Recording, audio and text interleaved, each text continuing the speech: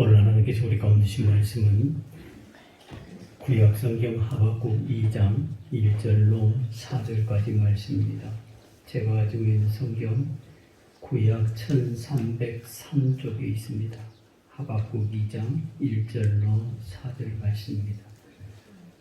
제가 받들어 읽을 때 하나님 우리와 함께 하시기를 바랍니다. 내가 내 파수하는 곳에 서며 성루에 서리라.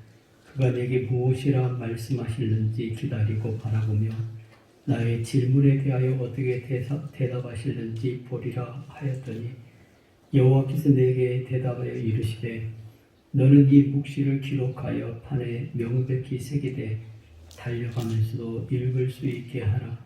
이 묵시는 정한 때가 있나니 그 종말이 속히 이르겠고 결코 거짓되지 아니하리라.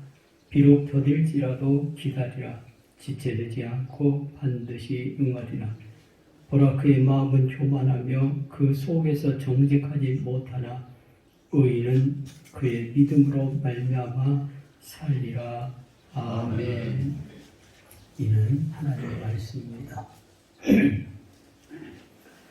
그래, 지난 주간을 성령 강림 주일로 보내고 성령께서 우리에게 보혜사가 되시고 또 우리를 도우시며 또 우리 가운데 임재하셔서 하나님의 역사를 이루어 가시는 능력을 우리에게 주시는 분이라 그렇게 말씀을 받고 한 주간 성령의 충만함을 사모하면서 살아왔습니다. 오늘 이제 성령 3일째 주일인데 3일째 하나님의 그 섭리하심과 다스리심과 그리고 우리를 인도하심을 우리가 바라보면서 우리가 하나님의 귀하신 은혜를 받기를 원하는데 우리가 이 땅을 살아가는 이 세상을 가만히 보면 참으로 불공평이 많이 있습니다. 잘 사는 나라는 5만 불, 10만 불 넘어가서 정말 많은 부를 누리고 또 삶의 어떤 쾌락들을 누리면서 살아가는데 못 사는 나라는 화장실이 없어서 정말 많은 어떤 질병 가운데 살아갈 정도로 극심한 어떤 가난 가운데 시달리면서 살아갑니다. 통계에 의하면 화장실이 없이 살아가는 사람들이 세계 인구의 40% 정도 되는 25억 명 정도가 화장실이 없이 살아간다라고 그렇게 통계를 합니다. 그러니까 질병이 만연하고 가난에 지쳐서 일찍 죽음을 맞이할 수밖에 없는 것입니다. 우리가 잘 알고 있는 그 시인 송병희 시인이 있습니다. 예, 소아마비 시인인데 이 시인을 유명하게 한 시 가운데 하나가 나라는 거예요. 그 시를 보면 나 가진 재물 없으나 나 남이 가진 지식 없으나 나 남에게 있는 건강 있지 않느나 나 남에게 없는 것 있으니 나 남이 보지 못한 것 보았고 나 남이 듣지 못한 음성 들었고 나 남이 받지 못한 사랑 받았고 나 남이 모르는 것 깨달았네. 공평하신 하나님이 나 남이 가진 것 나 없지만 공평하신 하나님이 나 남이 없는 것 갖게 하셨네 하는 시입니다. 참으로 많은 사람들이 찬양을 부르면서 은혜를 받았는데 한번 이 송명희 시인이 이 시를 쓰게 된 배경에 대해서 간증한 적이 있습니다. 송명희 시인은 소아마비에다가 가진 것도 없어서 자전 이사를 해야 했습니다. 여러분들 이사 한번 해보면 알겠지만 이사를 해보면 참 많은 번거로움이 있습니다. 그동안 살던 집 정리해야 하고 저거. 근데 더 넓은 집으로 가면 좋지만은 그저 그런 집으로 이사 가는 심정이야 이루 말할 수 없어요. 가진 것도 없지요. 또 집에서 쫓겨나서 다른 집으로 이사해야 하죠. 그래서 송명희 씨 늘 하나님 앞에 불평했습니다. 하나님, 나는 돈도 없고 건강도 없고 백도 없어서 맨날 이렇게 이사만 다니는데 하나님 너무한 것 아닙니까? 그런데 하나님께서 너 연필 들고 받아 써라. 그래서 하나님께서 불러주신 대로 쓴 것이 이 나라는 시예요.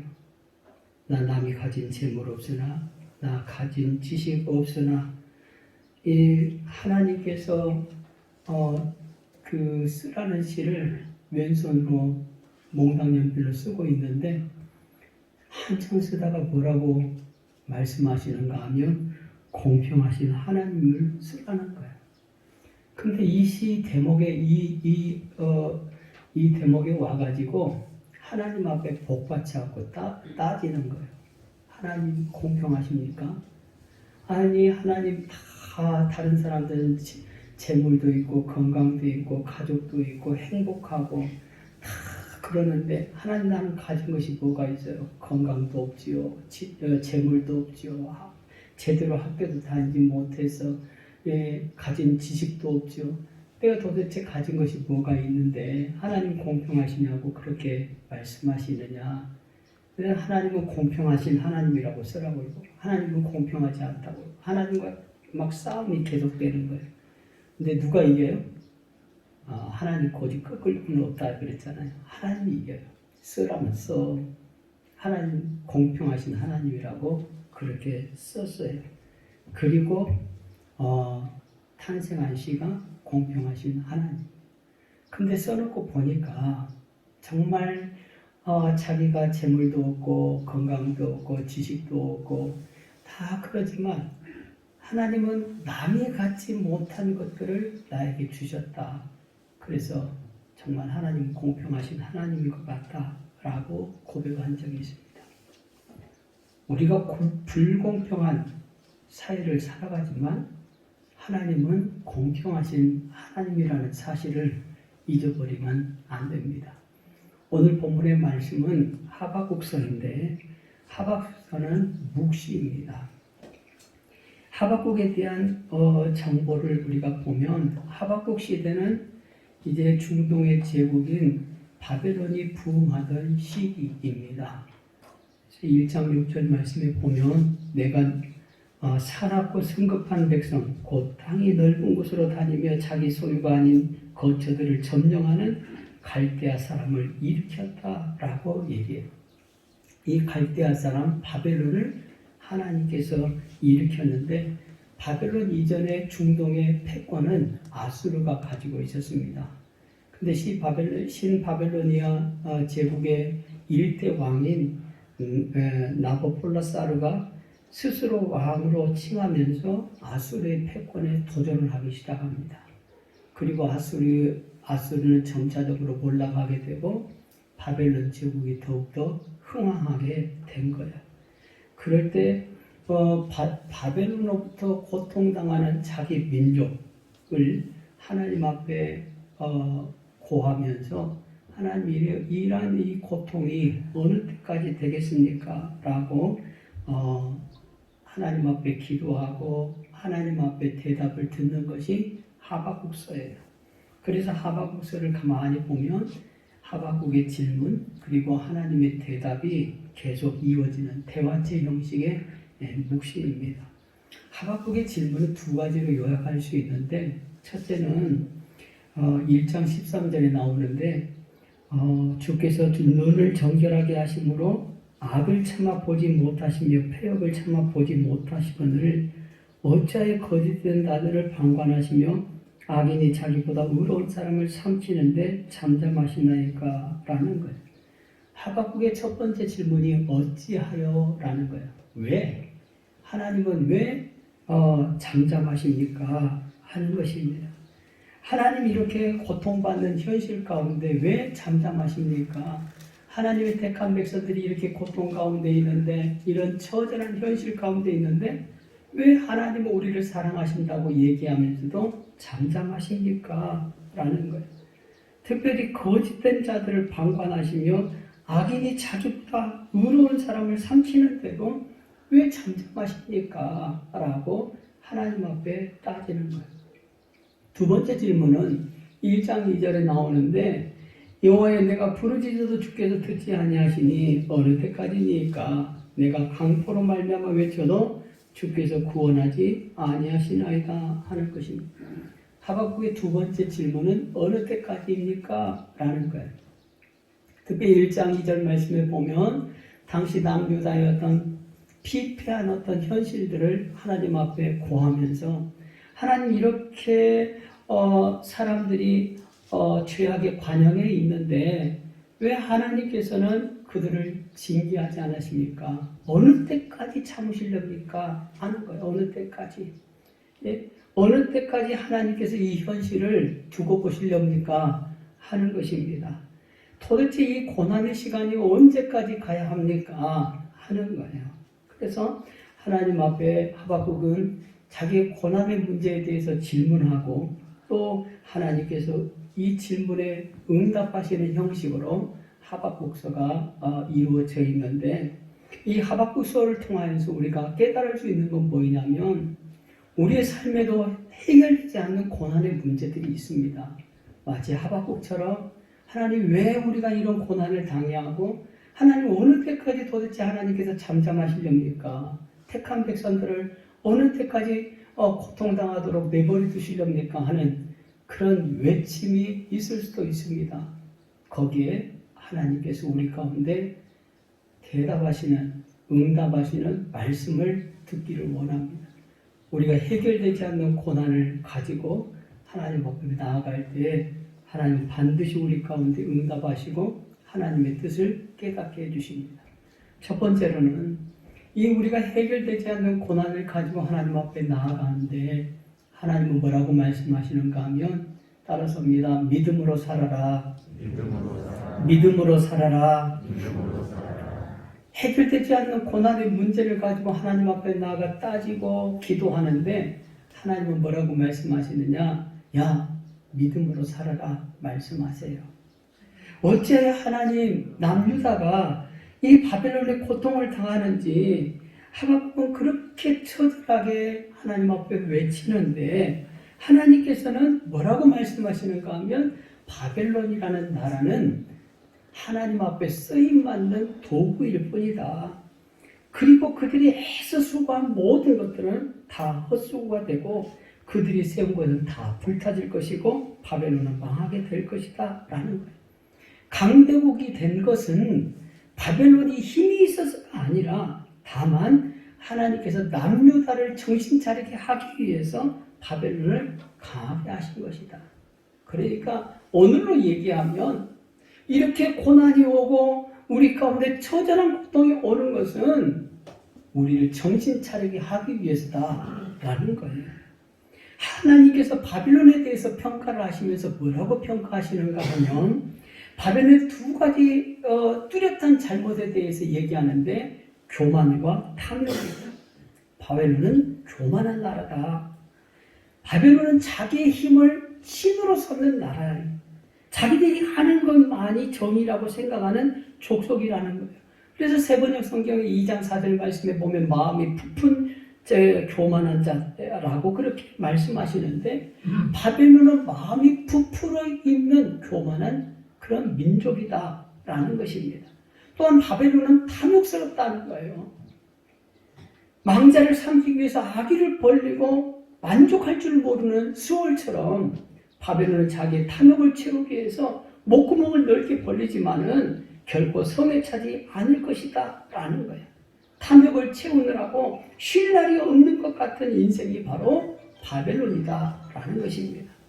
이런 바벨론의 교만과 탐욕을 말씀하시는 중에 하나님께서 동시에 의인의 삶에 대해서 말씀하시는데 그게 오늘 본문은 2장 4절 말씀이에요.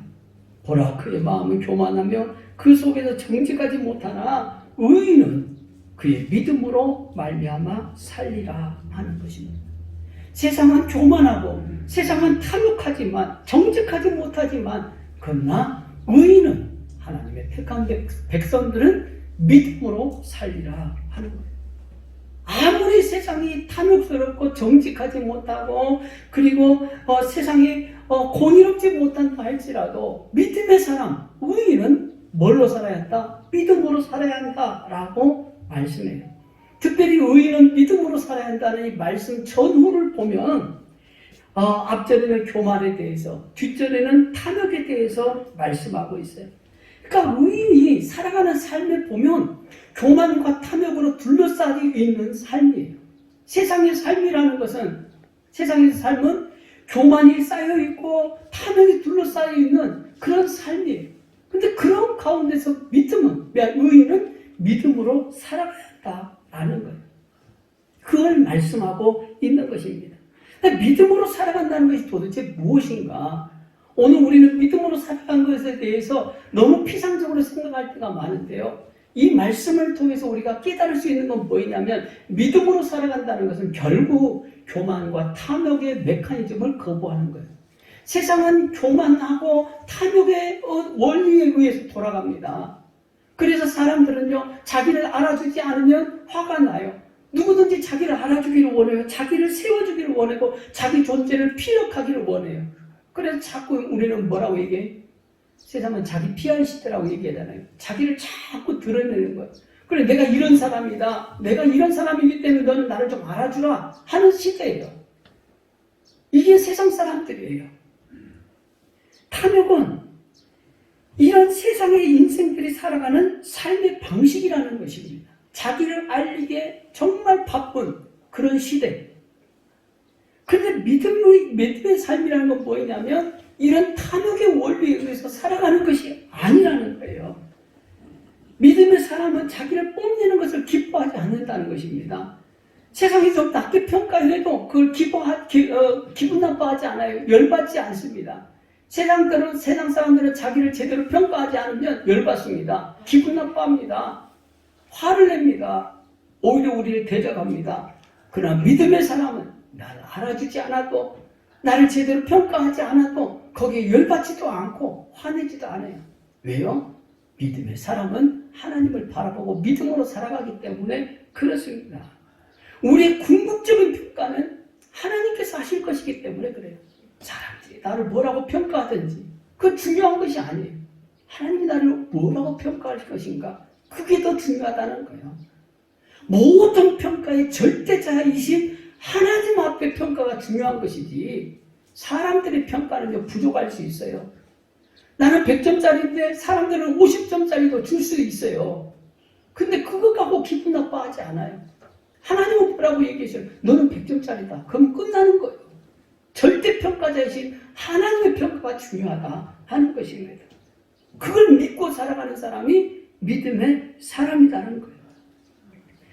그럼 믿음의 사람이 이렇게 단순하게 교만한 것으로 만족하지 않고 탐욕스럽지 않다라는 것입니다. 탐욕스럽지 않다. 세상 사람들은 정말 목구멍을 연 그 수월처럼 끊임없이 무엇인가를 채우려고 하는데 믿음의 사람들은 나눔과 사랑을 통해서 오히려 더 충만해지는 은혜를 체험하는 사람들이에요. 믿음의 삶이라는 것은 그래서 교만과 탐욕과는 정반대의 삶을 살아갑니다. 근데 이 믿음의 삶은 이 교만과 그리고 탐욕스럽지 않다는 것으로 만족하는 것이 아니고 믿음으로 산다는 것은 더 나아가서 소망의 하나님을 바라보고 살아가는 거예요. 의인은 믿음으로 말미암아 살리라. 바로 그 앞절에 하나님의 묵시에 대해서 언급을 합니다. 이 묵시라는 것은 하나님의 뜻을 사람들이 분명하게 이해할 수 있도록 공적으로 선포되는 말씀이에요. 이 묵시가 하나님의 말씀인데 이 묵시는 특별히 암울한 현실 가운데 있는 하나님의 백성들 가운데 다가올 은혜의 때를 예언하는 그런 목적이 있습니다. 그래서 묵시를 영어로 번역하면 비전이라고 해요. 우리말로 번역할 때는 이상이다, 환상이다, 꿈이다 그렇게 번역을 합니다. 하나님께서 하나님의 백성들 가운데 이상을 펼쳐주시고 꿈을 보여주시는 거예요. 앞으로 이루어갈 소망에 대해서 말씀하시는 거예요. 그 믿음으로 산다는 건 뭐냐면 내 앞에 닥쳐있는 현실만 보는 것이 아니고 하나님께서 보이신 비전, 꿈, 소망을 바라보면서 살아간다 하는 것입니다. 하나님께서 우리 가운데 밝은 미래를 넌지시 알려주는 것이 이상이에요. 현실은 어렵지만 말씀이 약속하는 다가온 미래는 우리 가운데 밝은 미래를 약속하세요. 그 약속을 바라보는 거예요. 의인이 어떻게 믿음으로 살 수 있는가? 어두운 현실 가운데서도 어떻게 밝은 미래를 소망할 수 있는가? 그건 다른 것이 아닙니다. 하나님의 말씀이 그렇게 주어졌기 때문에 그런 거예요. 하나님의 말씀이 우리 가운데 밝은 미래를 약속하시기 때문에 그 밝은 미래를 말할 수 있고 그 밝은 미래를 소망할 수 있는 거예요. 여전히 우리의 삶은 어둡고 냉랭하고 정말 우리의 삶은 정말 안타깝지만 하나님은 우리에게 소망의 말씀을 주시는 거예요.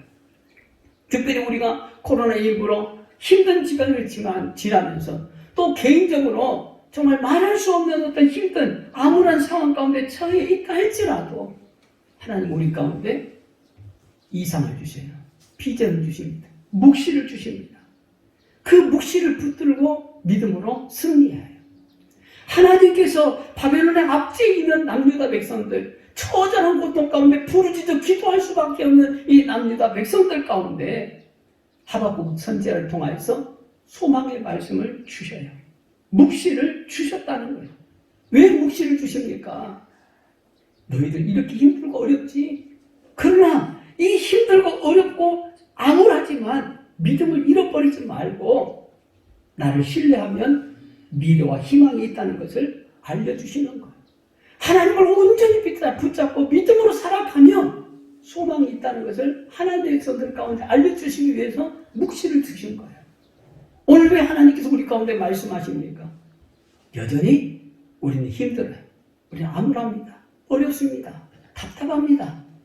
언제 이것이 벗어날지 모릅니다. 그러나 하나님은 믿음으로 하나님께서 주신 말씀 붙들고 승리하면 우리 가운데 정말 미래와 희망이 있다는 것을 말씀하십니다. 우리의 오늘과 내일은 어두울 수 있지만 정말 하나님께서 주시는 그 미래, 하나님께서 주시는 내일은 하나님께서 계시기에, 하나님께서 역사하시기에, 하나님께서 말씀하시기에 밝을 수 있는 거예요. 그래서 믿음의 삶은 어두운 현실을 바라보고 살아가는 것이 아니에요. 하나님께서 주신 말씀대로 미래를 바라보면서 살아가는 것입니다. 그게 믿음이에요. 하나님은 하박국 선지자를 통해서 우리 가운데 말씀해요. 해결되지 않는 고난 앞에 믿음으로 살아라 말씀하십니다. 그 말씀 가운데 순종하는 저와 여러분이 되기를 바랍니다.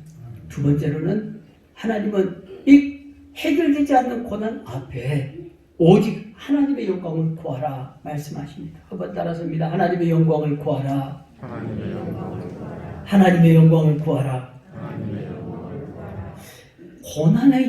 고난이 어려운 이유는 답이 없기 때문에 그래요. 답이 없기 때문에.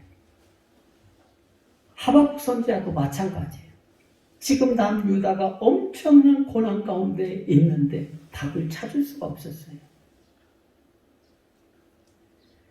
남유다가 당하는 이 고난 앞에 해답이 없었다라는 거예요. 그래서 하나님이 어찌해서 이 상황을 보고만 계시는가 알 수가 없었습니다. 그래서 언제까지 하나님이 침묵하실까 알 수 없어서 오직 답답하면 성묘에 올라가서 하나님이 응답하실 때까지 기다려보겠다라고 얘기해요. 나 하나님 앞에 올라가서 하나님 성묘에 올라가서 한 발짝도 움직이지 않고 하나님 내게 말씀하실 때까지 나는 움직이지 않겠다 하는 거예요. 꼭 심술난 선지자의 모습을 볼 수 있어요. 하나님, 왜 우리가 이렇게 고통당해요? 왜 언제까지 이렇게 고통당해야 합니까? 하나님, 나 그거 깨닫게 하실 때까지 나 성묘에 올라가서 한 발짝도 움직이지 않고요. 하나님 왜 따지랍니다 하는 거예요. 그런데 이 하박국은 고난에 대한 이 답 찾을 수 없어서 답답했어요. 고난 그러면 우리가 성경의 대표적인 것이 욥기잖아요. 욥도 왜 이런 고난이 온지를 깨닫지 못합니다. 욥이 고난을 당하니까 욥의 세 친구들이 욥의 고난의 원인과 해답을 내놓기 위해서 긴 논쟁을 벌립니다. 이 사람은 이렇다, 이 사람은 저렇다, 저 사람은 저렇다. 나름대로 자기가 살아오면서 겪었던 이야기들을 얘기하면서 욥의 고난의 원인에 대해서 추측을 합니다. 그런데 만족할 만한 해답을 찾을 수 없었어요. 하박국처럼 욥 역시 고난에 대한 해답을 발견할 수 없어서 답답하기는 마찬가지였습니다. 그런데 그런 욥이 자신의 고난에 대해서 내가 이제야 알겠습니다 라고 하나님 앞에 고백할 때가 옵니다. 그때가 언제입니까? 하나님께서 폭풍이 몰아치는 가운데 하나님의 영광스러운 행적들을 말씀하시는 것을 들으면서 욥은 자신의 고난에 대한 해답을 얻게 돼요. 욥의 해답은 무엇이냐면 하나님 자신이었습니다. 하나님의 영광스러운 임재를 마주하니까 욥은 자신이 그토록 발견하기 원했던 해답을 찾게 된 거예요. 하박국 역시 하나님과의 대화 속에서 하나님의 영광을 만나게 됩니다. 그래서 2장 14절 말씀에 이는 물이 바다를 덮음같이 여호와의 영광을 인정하는 것이 세상에 가득함이니라 라고 말씀. 그리고는 하박국에도 하나님의 임재가 고난에 대한 해답으로 주어집니다. 해결되지 않는 고난 앞에서 하나님의 백성들이 가져야 할 삶의 두 번째 태도는 뭐냐면 하나님의 영광을 구하는 것이다 라는 거예요. 하나님의 영광을 구할 때 하나님을 만나게 되고 하나님이 우리에게 답이 되어주시는 거예요. 고난의 이유를 몰라도 하나님을 만나게 되면 신기하게도 해답을 얻게 됩니다. 하나님이 대답이 되시기 때문에 더 이상 답이 필요 없다 하는 거예요. 고난의 때는요, 해답을 구할 것이 아니에요. 왜 이 고난이 찾아왔는지, 왜 어느 때까지 이 고난이 계속될 것인지, 이 고난을 이기기 위해서 어떻게 해야 할 것인지, 그건 다 필요 없어요. 고난을 만나면 해답을 구할 것이 아니라 하나님을 구해야 한다는 거예요. 하나님의 영광스러운 임재를 경험하면 삶의 모든 문제는 풀리게 되는 거예요. 하나님의 영광을 구하게 되면 자연스럽게 뒤따르는 결과 두 가지가 있는데 그게 입술과 관련된 거예요. 첫째로는 잠잠하게 됩니다. 2장 20절 말씀에 보면 오직 여호와는 그 성전에 계시니 온 땅은 그 앞에서 잠잠할지니라 라고 얘기해요. 하나님의 영광을 마주하게 되면 인간은 자연스럽게 침묵하게 됩니다. 욥도 하나님의 임재를 경험하고 뭐라고 고백합니까? 욥기 40장 4절 말씀에 보면 나는 비쳐나오니 무엇이라 주께 대답하리까 손으로 내 입을 가릴 뿐이니이다 라고 얘기해요. 모세가 홍해 앞에서 뒤에는 이집트 군대가 쫓아오는데 이스라엘 백성들 가운데 뭐라고 얘기합니까? 출애굽기 14장 13절 말씀에 너희는 두려워하지 말고 가만히 있어서 여호와께서 오늘 너희를 위하여 행하시는 구원을 보라 그렇게 얘기합니다. 고난의 시기에 하나님의 백성들이 해야 할 것은 다른 것이 아니에요. 그건 가만히 있어서 하나님의 영광을 바라보는 거예요. 두 번째로 해결되지 않는 고난 앞에서 하나님의 영광을 구하면 찬송하게 될 것이다 라는 거예요. 하박국 3장은 전체가 다 하나님의 대답을 들은 후에 이어지는 하박국의 노래입니다. 하박국이 뭐라고 노래합니까? 비록 무화과 나무가 무성하지 못하며 포도나무에 열매가 없으며 감람나무에 소출이 없으며 밭에 먹을 것이 없으며 우리의 양이 없으며 외양간에 소가 없을지라도 나는 여호와로 말미암아 즐거워하며 나의 구원의 하나님으로 말미암아 기뻐하리로다 라고 말합니다. 무화과 나무가 무성하지 못하고 포도나무에 열매가 없고 감람나무에 소출이 없고 밭에 먹을 것이 없고 우리의 양이 없고 외양간에 소가 없을지라도 마치 현재 지금 바벨론을 위해서 피폐한 압제와 착취를 당하고 있는 남유다의 현실을 묘사하는 것 같아요. 그런데 하박국은 이어서 노래합니다. 나는 여호와로 말미암아 즐거워하며 나의 구원의 하나님으로 말미암아 기뻐하리로다 라고 얘기해요. 하박국 역시 자신의 민족 남유다가 지금 겪고 있는 해답을 발견하지 못했습니다. 그러나 그가 발견한 해답 하나가 있는데 그것이 하나님이에요. 그렇기 때문에 하박국은 암울한 그 조국 상황 가운데서도 하나님을 찬양하고 노래할 수 있다라는 거예요. 무엇 때문에? 하나님께서는 이 조국 남유다를 포기하지 아니하시고 남유다를 사랑하시고 남유다를 여전히 다스리고 있다는 것.